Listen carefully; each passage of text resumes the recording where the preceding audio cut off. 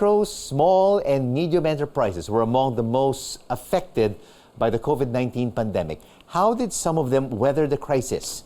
Well, joining us is Patricia Palacios, President and COO of Global Dominion Financing. Patricia, thank you so much for joining us on The Final Word.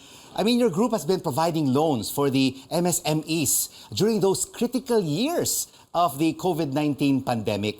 How are they faring now? They're actually doing much better, Rico, compared to during the pandemic when everybody was just trying to survive through the lockdowns and quarantines. They are now thriving and actually using our loans and financing services to take their businesses to the next level. And which particular industries and sectors did you cater to? It turns out that a lot of our clients are from the retail business. They actually have physical stores. A lot also are from the service industry. And a significant chunk are from the trucking and logistics businesses. All right. I mean, this is basically across the board, no? Across the board, yeah, surprisingly. I mean, of course, the micro, small, and medium enterprises comprise of more than 99% Absolutely. Of the economy. And of course, do you do background checks? Do you do take a look at the credit standing of these companies before you lend them or loan them a certain amount of money? Yes, we do. We do a quick check. First of all, we don't require a lot of documents, but we do need to validate their income. Sometimes it would take a quick visit to their business or source of income, just to validate the health of the business and to really understand where we could be more of service. And for Global Dominion Financing, what is your maximum exposure? What is the maximum loanable amount that you can give to a micro, small, and medium enterprise? Well, we can go to maybe as high of about maybe 2 to 5 million per individual, per business. We'd like to manage our risk that way.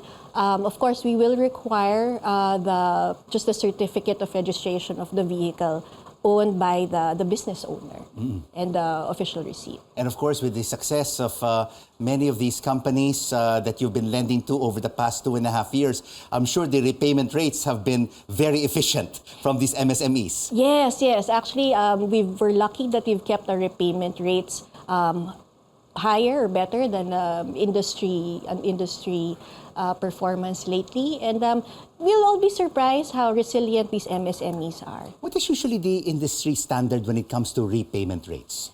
I believe it's around maybe repayment would be for good managed portfolios, maybe about 96 to 90%. We're on the, let's say, 98 to 99% repayment. What are the types of loans that small businesses are looking for? When they loan an amount with your company, do they plan to repay the principal and the interest within 1 year, 2 years, 3 years, 5 years?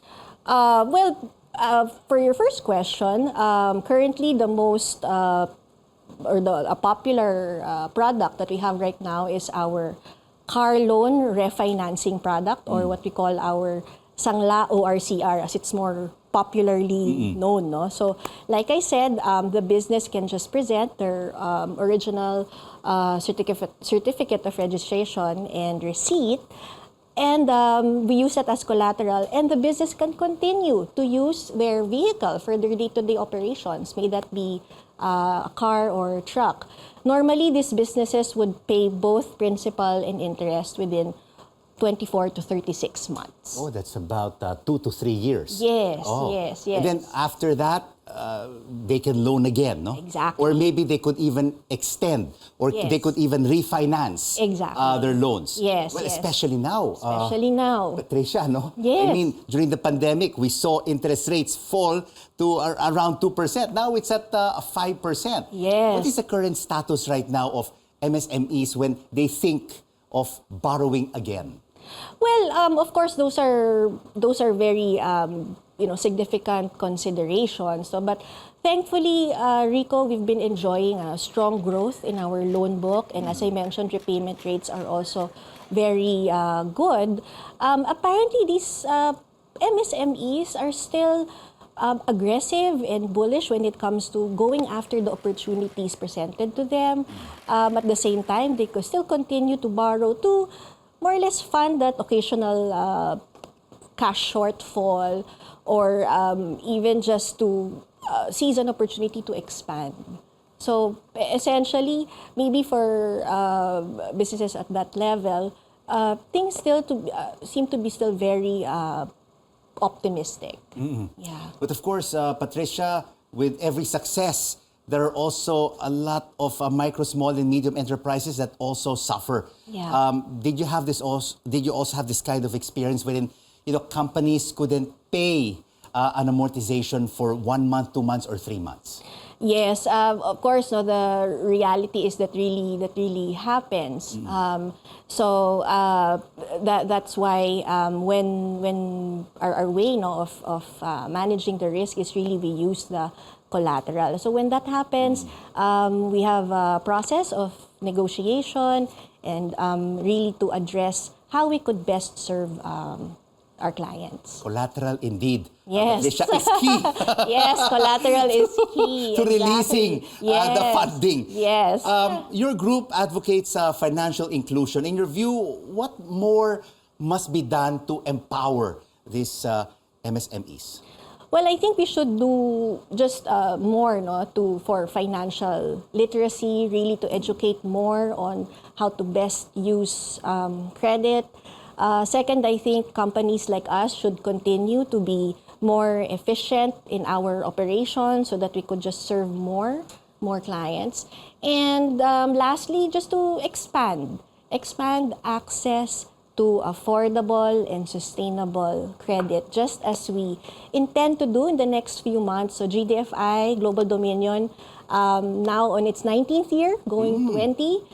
We are at 79 branches nationwide, Rico, and we intend to grow to about 100, more than 100 branches in the coming months. Wow, the expansion is Yes. very quick, no? And of course, advance happy anniversary Thank you. on your 20th year.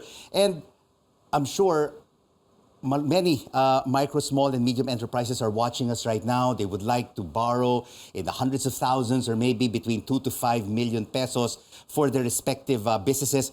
Where can they avail of your services? We are available. We are located in 79 branches currently nationwide. We are looking forward to being partners with these new MSMEs or the current MSMEs, and they can find our locations at our website at gdfi.com.ph. All right, you have 79 branches, but of Yes. course, during the pandemic, the digital platform thrived. Yes. Is it possible to apply first on your website? And if they get approved, and if you want to interview them, that's when they go to your branches? Absolutely, yes. They may fill in just some information on our website, and they could maybe expect a call from any of our representatives, and we'll take it from there. Patricia Palacios, President and CEO of Global Dominion Financing. Thank you so much for joining us Thank you, Rico, for on having The us. Final Word. Thank you.